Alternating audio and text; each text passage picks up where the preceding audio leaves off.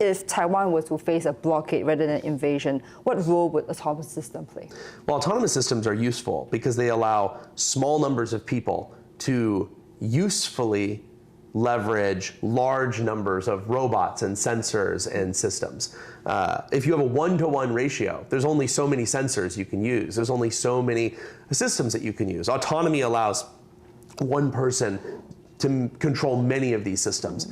And so whether it's a war scenario or a blockade scenario, that's valuable.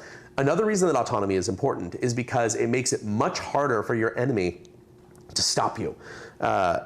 In the past, with things like remotely operated systems, so still unmanned, but with a remote control, your enemy just needs to break your radio link. If they can jam your link or destroy your radio transmitters, they can make all your systems stop working. With autonomy, I can have something that flies long ranges to either gather data or strike a target, even if they jam the radio link. This is an example of one of the things that we learned in Ukraine.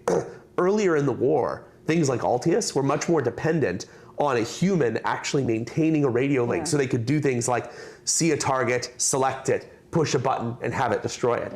We had to make them autonomous to get around that because of these early war failures that we had against Russian and actually Chinese supplied Russian electronic warfare equipment. The only way around it was to build autonomous systems that don't need a radio link. They can go there, find the target. For example, let's say a jammer truck or a missile attack system. Find it and destroy it, even with no radio link at long range. So autonomy is critical because if you don't have autonomy, you are relying on these very weak chains of command and control.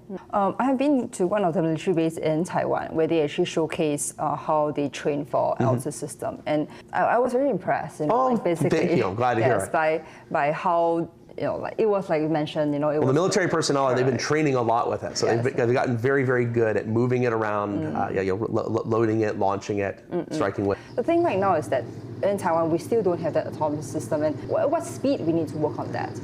I think very quickly.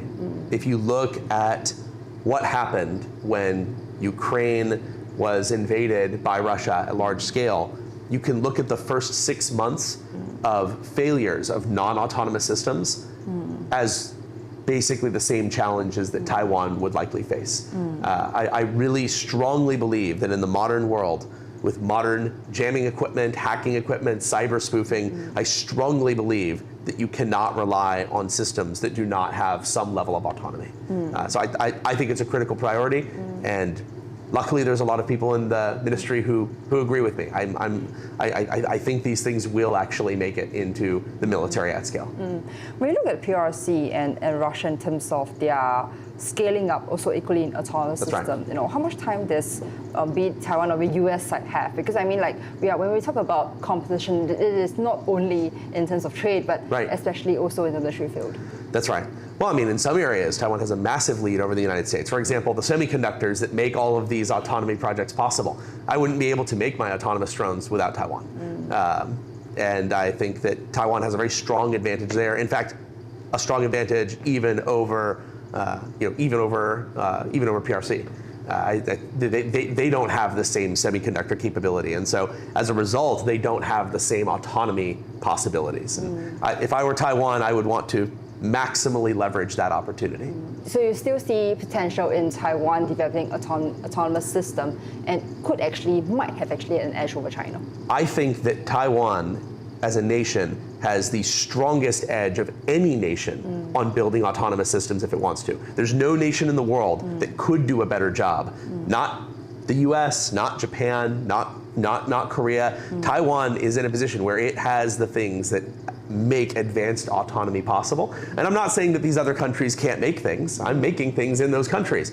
But yeah, Taiwan has a uniquely strong opportunity to outperform China, stay ahead of China, and to have much more powerful autonomous systems in them. And also I will note that I think that Taiwan has a very limited problem that they need to set. And without getting into all the details, there's only a handful of scenarios that Taiwan needs to focus on preventing.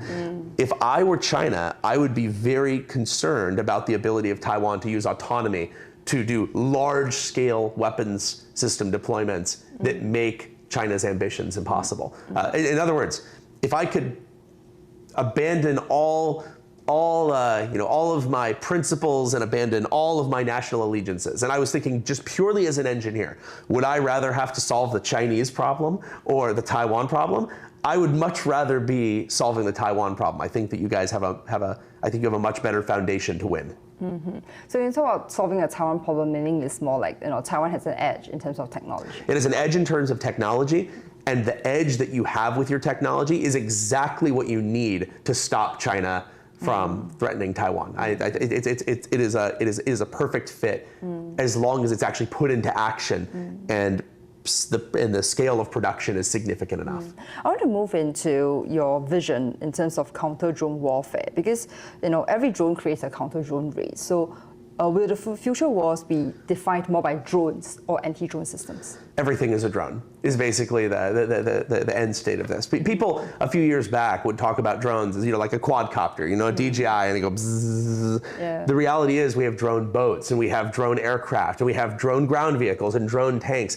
And it is going to be so much cheaper and better and faster and fewer lives at risk to have all of these systems be drones than it is to have them be manned. And so as a result, it's almost inevitable. It is a certainty that people will want to have aircraft that can be used without putting human lives at risk. They will want aerial drones, sea drones, undersea drones that can take risks that would be irresponsible to ask a person to take.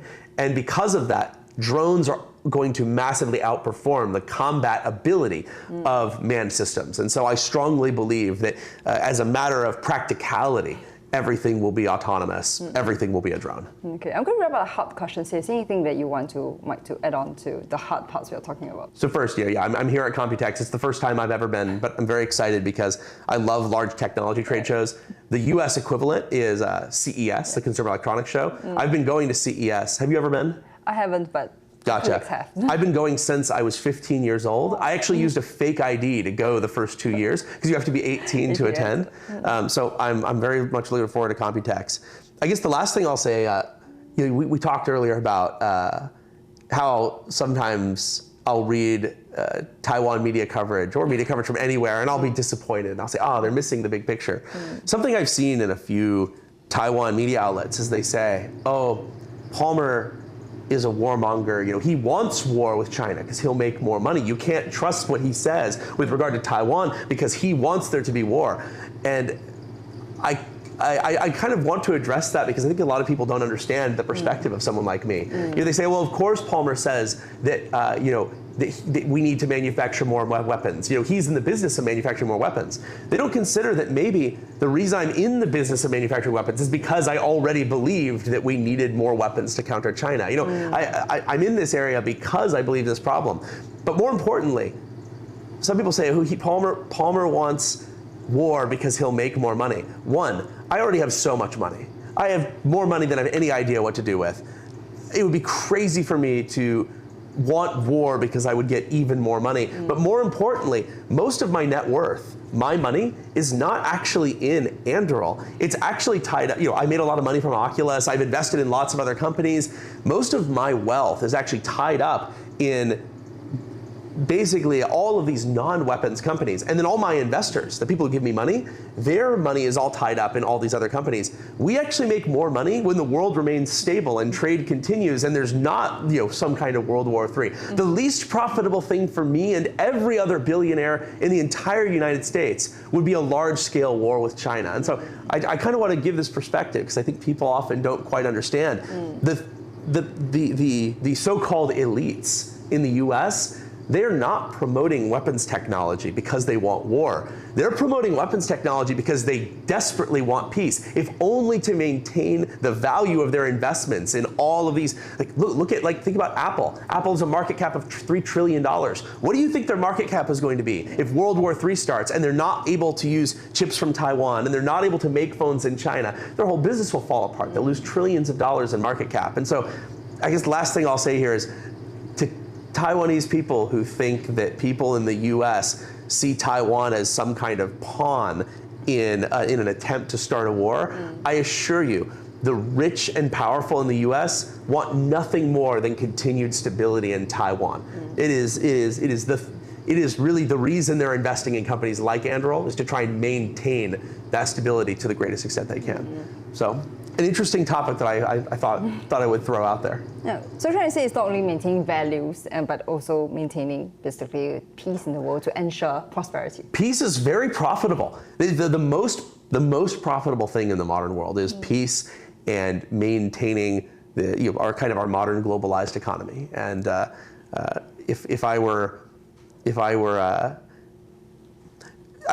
someone said Palmer wants war because he's just an insane psycho, that would be maybe a more reasonable critique. It's not true, but the idea that I would want war because it's profitable misses the truth of how the world economy works. So it misses the entire point. It misses the entire point. So that would be my recommendation to the conspiracy theorists globally and in Taiwan. If you're going to say that I'm actually secretly trying to make war happen, you should abandon the theory that it's because it will make me money, and say that it's just because I'm a crazy person. I'll just end this interview. Do you have anything that you want to speak to your fan base in Taiwan? Apparently you have one here. I appreciate all of the support. I have a lot of Taiwan fans and followers on social media, and I really appreciate their support. I think that one of the things that I've noticed about people in Taiwan, and there's a recognition by people of these problems that comes by living under a sense of threat that you don't get in other countries. And you see this in I think people in Ukraine, they have this common feeling. They understand that these are not hypotheticals. You do need tools to defend yourself. I think people in Israel often feel the same way. I think people in certain Middle Eastern nations feel the same way. And then you contrast that, for example, with a lot of people in the US. And because we don't really feel threatened, it's a lot easier to say, oh, well, we don't need the military, we don't need tools to defend ourselves. So the thing I really appreciate about my fans in Taiwan is they're people who understand what we're doing, they understand why we're doing it, and they understand the importance of the work. So thank you fans. I'm a fan of you as well. 想看最完整的新闻内容，记得下载TVBS 新闻网 APP。